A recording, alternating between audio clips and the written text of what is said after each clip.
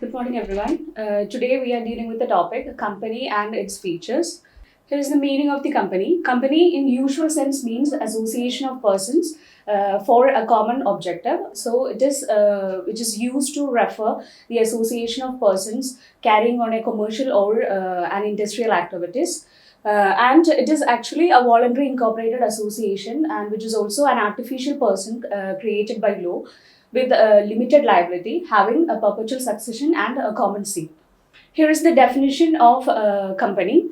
According to Lord Justice Linley, define a company as an association of many persons who contribute money or money's worth to a common stock and employ it in some common trade or business, and who share the profit or loss arising therefrom. The common stock so contributed is denoted in money and is the capital of the company. The person who contribute it or to whom it belongs are members. The proportion of capital to which each member is entitled is his share.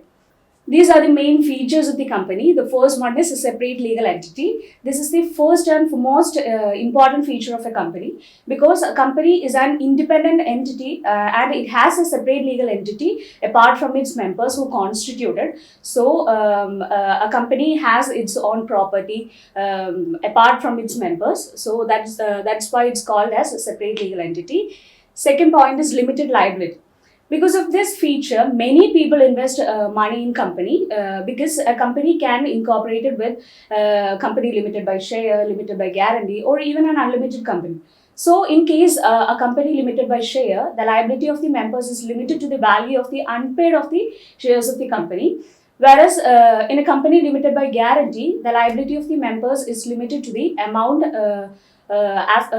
to which the members are undertaken to contribute to the assets of the company in the event of its being wound up. And also, a company can be incorporated with unlimited liability also.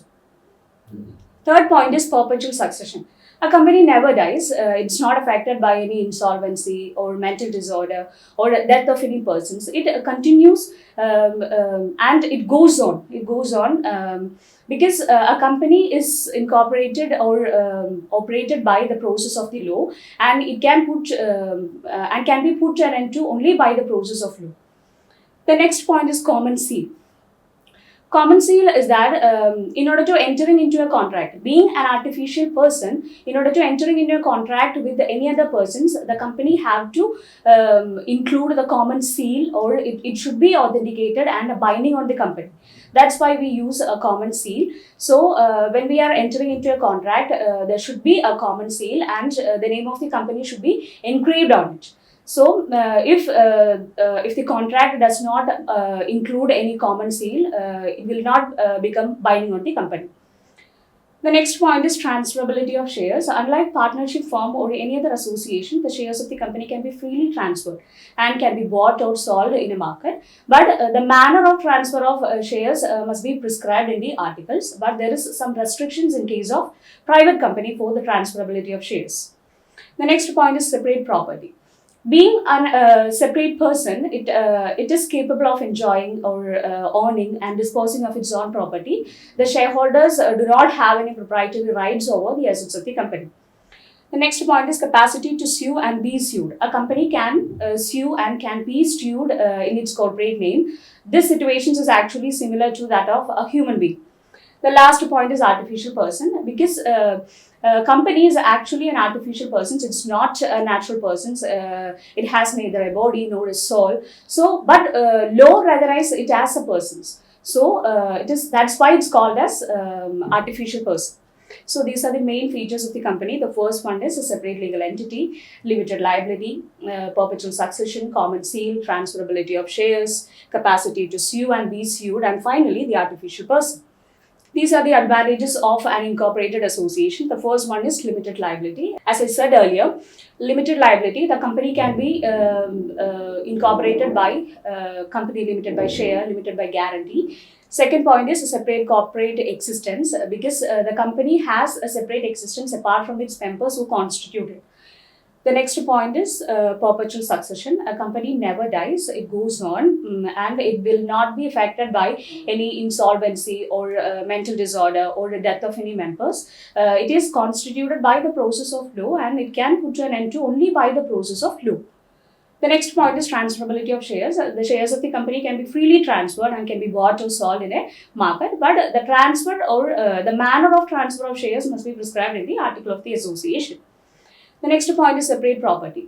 Being a separate person, it has the capacity or it is capable of enjoying its own property. The shareholders do not have any proprietary rights over the assets of the company. The next point is capacity to sue and be sued. Being an artificial person, a company can sue and be sued in its corporate name. This is actually a situation which is similar to that of a human being. In professional management, a company can have a professional management because the shareholders do not have the right to participate in the management or the overall affairs of the company. That's why they appoint board of directors to look after the overall affairs of the company. The final one is opportunity to involve a large number of investors. That means there is a chance or there is a capacity, an opportunity to raise a lot of money from the investors, from the general public. This situations, this options is not available in case of any other association. So these are the basic advantages of an incorporated association or a company. Moving to the disadvantages, the first one is procedure formalities. So there is a lot of procedure formalities involved in the incorporation of the company. We will have to take the license from the several departments. So it is a hectic and a tremendous process are involved in it. Second point is expensive. Of course, the incorporation of the company is very expensive. The running of the establishment is an expensive affair. We will have to conduct a meeting, sending notice, annual report, appointment of directors. That's why it's called as expensive. The next point is company is not a citizen. As per the Citizenship Act of 2005, a company cannot consider as a natural person. So it is actually an artificial person. So the fundamental rights as per the Constitution of India is only applicable to the natural persons. It's not available for a company. Next point is lifting the corporate veil. Sometimes this corporate identity will use several persons to conduct any misconduct activities or any malpractices. In that time, the National Company Law Tribunal may look into the reality and they will lift the corporate veil. And in such situations, the person behind or the mastermind behind that particular process will be personally liable. The next point is corporate scams. There are several instances where the promoters flawed the companies to cheat the general public. So these are the basic disadvantages of an incorporated association. The first one is procedure formalities. The second point is expensive. Third point is company is not a citizen and lifting the corporate veil. And finally, the corporate scams. So in simple sense, a company means an artificial person created by law. So every company which is incorporated as per the Companies Act can be called as a company. That's it. Thank you.